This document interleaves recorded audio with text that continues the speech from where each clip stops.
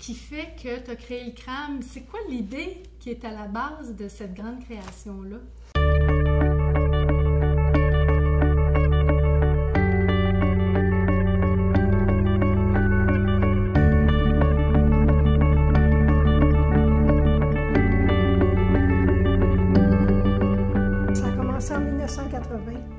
En 1980, je terminais une formation de thérapeute en gestalt thérapie.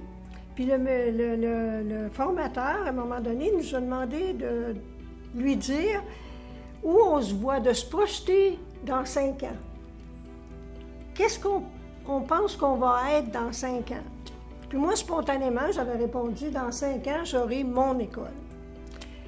Puis en 1985, j'ai ouvert l'école. Il m'avait dit quel genre d'école, j'avais dit, je ne sais pas quel genre d'école, c'est juste une chose, ça va être genre mon école. Mais au départ, j'étais toute seule avec mon idée. J'étais toute seule à y croire, à penser que c'était ça, parce que je le sentais. Quand je vais avec ce que je sens, là, je sais que je m'en vais à bonne place. Quand on a commencé, c'était comme thérapeute. Alors, j'enseignais dans le jour parce qu'il fallait gagner notre vie, hein, avec 4 enfants. Et puis, le soir, je faisais de la thérapie individuelle.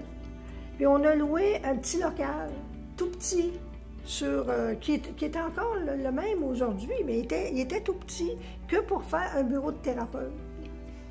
Et puis, à un moment donné, on est allé à un salon de la santé ou du bien-être, et puis j'avais présenté ma carte d'affaires. Et il y a des gens qui m'ont dit « Pourquoi vous ne faites pas une formation en relation d'aide? » Et ça a semé une graine qui a fructifié. Puis c'est là que j'ai commencé à dire « Pourquoi pas? » Et l'année suivante, on a fait un salon, on a présenté le programme de la formation, même pas l'année suivante, 2 mois après. Et là, on a eu 18 élèves la première année. On en a eu 98 la deuxième année, puis là, ça s'est multiplié jusqu'à maintenant.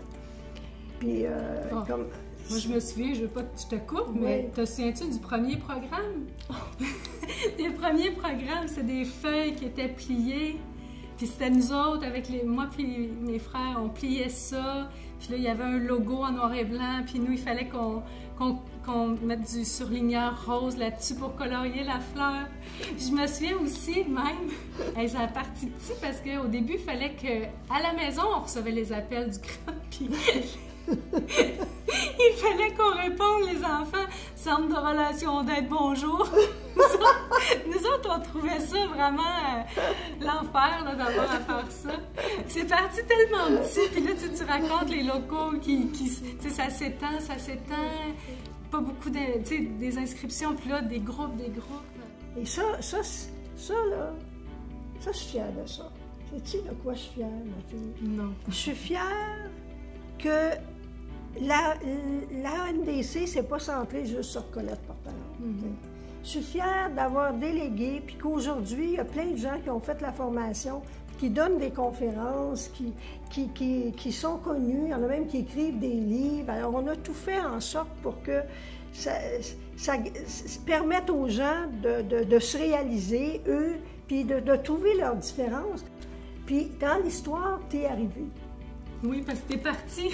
Parce que si tu n'avais pas été là, ça serait fermé, le CRAM. Toi puis Guillaume, vous êtes arrivés vous avez commencé à faire ça comme travail en étudiant. Oui.